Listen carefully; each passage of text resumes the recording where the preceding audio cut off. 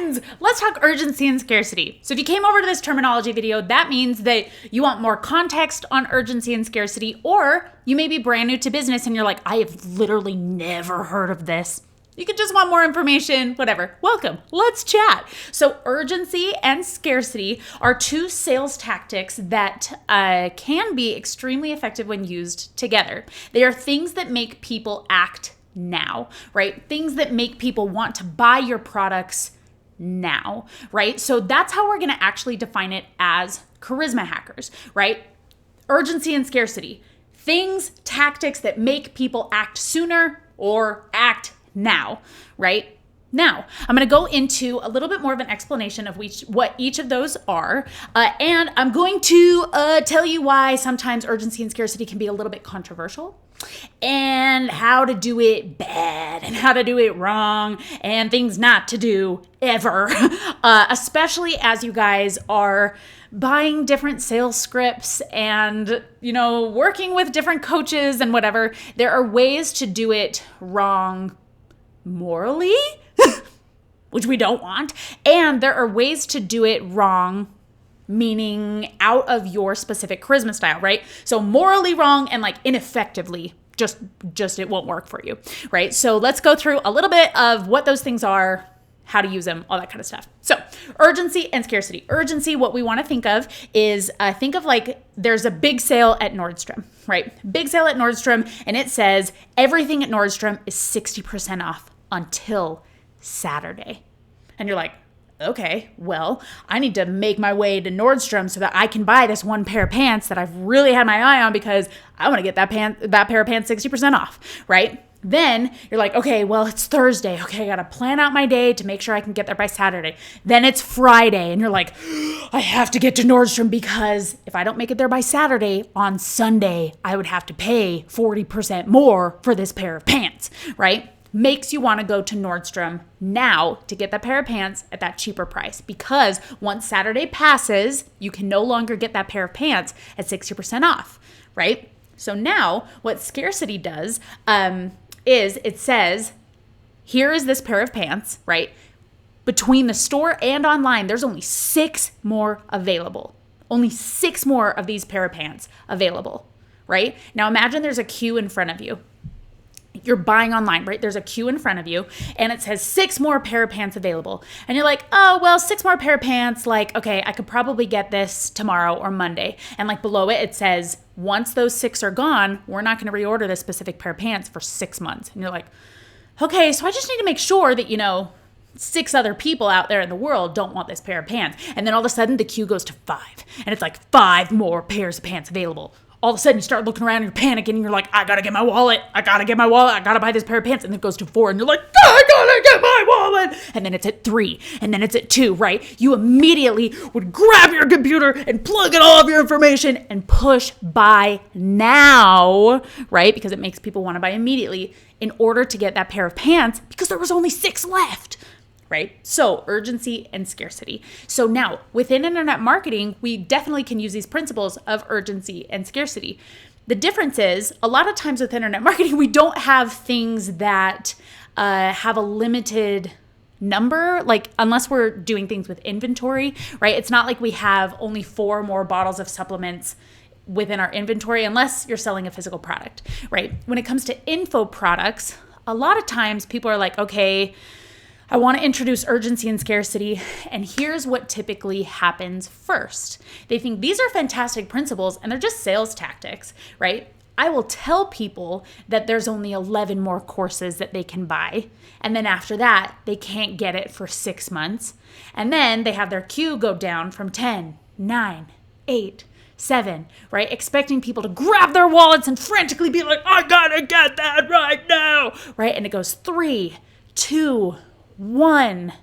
Now, if that number goes to 0, right, and all these people are searching for their credit cards and doing all this stuff, and then immediately after it goes to 0, it goes back to 11, right? If you tell somebody that there are only 11 courses left to buy, and then 11 courses are sold, and then you give them the opportunity to buy it again without a super good reason of why all of a sudden you have more, right? all of a sudden it creates distrust with your customers, right? So the principles of urgency and scarcity get a little bit tricky when it comes to physical products because you're like, I have an endless supply of online courses, right? I have an endless supply of spots available in this training or whatever, right? And yeah, I'm going to do it on Saturday, but then after that, I'm bouncing because my chair keeps going up and down. I'm going to do it on Saturday, but then I'm going to do it again that next week. Like, how would I introduce urgency and scarcity in those principles or in those times, right? So when you start to use things like false urgency and false scarcity, like I said, it immediately creates distrust with your people. You never want to do that. I hope this is an obvious thing by now, but especially if you're just barely building your business, that's fantastic. You never want to lie to your customers.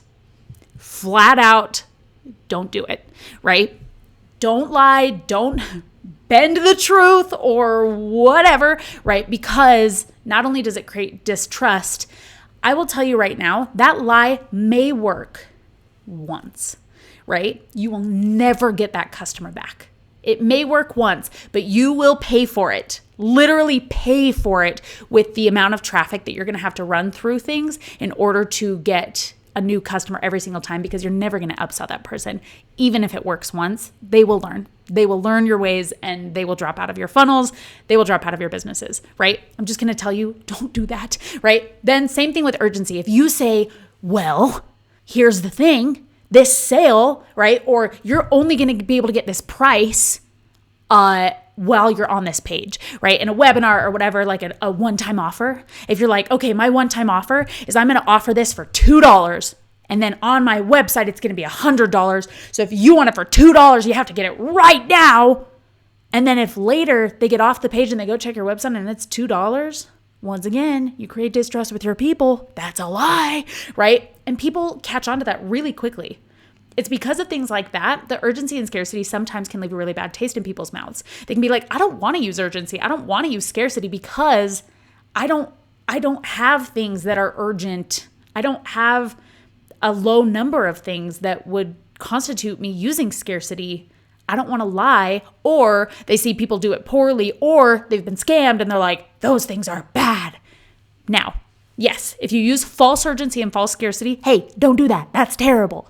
But there are ways, obviously very ethical ways, that you can introduce things like urgency and scarcity. I do it in my business all the time because I like to make friends and I really like to, I like phone calls with people. I like Zoom calls with people, but my schedule doesn't let me do that with everybody, right? So you will even know coming into this Charisma Styles program, I can only do 12 Charisma Styles analysis calls a week, right? Because right now, at the time that I'm recording this video, those calls are 30 minutes long, right? I have other things I have to do in my business, right? Even though I want to take every single person on a Charisma Styles analysis call as soon as they watch our masterclass, as soon as they go through our webinar, I literally can't, right? That creates urgency and scarcity in and of itself, not the fact that they will never get into the program, because like I said, I want to take as many people into this program as possible. I know it's a game changer. It's a life changer. However, you guys know this already because you're already in here. You can't get access to this program until the Monday after your Charisma Styles analysis call. And if I only can take 20 people on those calls a week, there are only 20 people starting our program a week, because I can't change that number until, and when you're watching this, it may have already changed. I may have found a way to make it shorter, but at this point, those 30-minute calls right now, I can't do it shorter than that, right? Maybe it will change in the future. Maybe it already has by the time you see this, but it literally is time. I can't give myself more time. You know what I mean? So that in and of itself, when I tell people, hey, listen, Charisma Styles is going to be here forever, but if you want to get started, because you know the consequences of not having styles in your life, there is always a consequence for getting your styles wrong, right? So if you want styles in your life sooner rather than later, you have to sign up for your Charisma Styles analysis call before everybody else does, because my schedule fills up very quickly, right? Even pre-launch, we were like 2-3 weeks out from people actually being able to start the program because they couldn't schedule those calls for several weeks just because of my schedule. Do you see how that's real urgency and real scarcity, even though Charisma styles in general, that's not a piece of inventory. That's not something that I even want to limit, right? So here's another thing with my webinar, right? With our masterclass, I can take as many people as I want into that masterclass, and I do it 3 times a week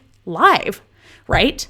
But when you introduce the fact that if they watch a later webinar, then they will be later in the queue, right? We already are going to have a waiting list, right? It's like the longer you wait to get into charisma styles, the longer you're going to suffer the consequences that come from getting your styles wrong, right? That can introduce urgency and scarcity in and of itself anyway, right? Or with our cohorts, with our charisma content, I can only take 6 people max per cohort. The reason for that is I don't want to sacrifice the closeness, right? The amount that I'm able to work with each individual person in that cohort.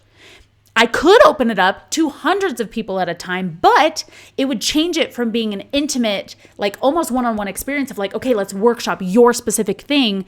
It would completely change the type of program that it is, right? So once again, urgency and scarcity, because I'm like, I can only take a certain amount of people per cohort. If you want to do this asset, if you want to do ads, or you want to do sales videos, or you want to do whatever, we're not going to do that cohort again until we're done with all of these ones. You know what I mean? So it's one of those things where even with an information product, there are definitely times where you can use urgency and scarcity. In fact, you should be using it all the time, right? But we want to do it the right way. So first way that you can get that wrong is if you are lying. Don't do that. The second way that you can get that wrong is if you have a lot of sales scripts that you've been reading or that you've been given or you have purchased, or you're trying to just model somebody else that's outside of your charisma style. Hopefully you're not by now, but a lot of people that have come in, you know, they have taken other trainings. I think that's fantastic, right? There are a lot of really knowledgeable people, but if their scripts, if their tactics are outside of your authority style, urgency and scarcity just with the copy and delivery can really turn people off. It can come across as more aggressive, or it can come across as passive aggressive, or it can come across as uncertain. All 3 of those things will lose you the sale, right? So if you go back to our urgency and scarcity training for your specific authority style, it will help you see how to at least switch that language that you've been using from somebody else's sales script, or how to take the principles that we are going to do, right, and apply it to your videos. A couple different places that you can use this, obviously in webinars, right, obviously in sales videos, but you can start to introduce things like urgency and scarcity into things like Facebook Lives, into sales calls, right? Even what I just told you, anytime somebody wants to talk about cohorts, I have to have an urgency and scarcity conversation with them because that's how the program is set up. You know what I mean? Sales tactics aside, it's the reality of it. You know what I mean? So introducing things that you're like, oh, I'm going to add a more high touch element, but unfortunately, it really is an unfortunate thing for me because I like to make friends. That's my favorite. Unfortunately, I can only do 20 charisma styles analysis calls a week. Unfortunately, I wish I could do more, but that's literally the reality of the situation. You can add things like that into your own programs. You're like, oh, I'm going to add a high touch element, right? And we're going to go over this in our training, but I can add a high touch element that I know will be limited, which in turn will add urgency and scarcity. Right? So we're going to learn how to do that even more. I will leave more resources below about, there's one from the ClickFunnels blog. There's a couple YouTube videos that I think are fantastic, just talking through urgency and scarcity even more. I hope that clears this up for you a little bit more. Know that you can start to use this at any point, right? When you're very first starting your business, and you can start to work this into your terminology. You can start to work this into how you would start to sell to someone, right? If you're very first starting, then no worries. You are going to be able to use this principle. Go check out our training, and I'll see you soon.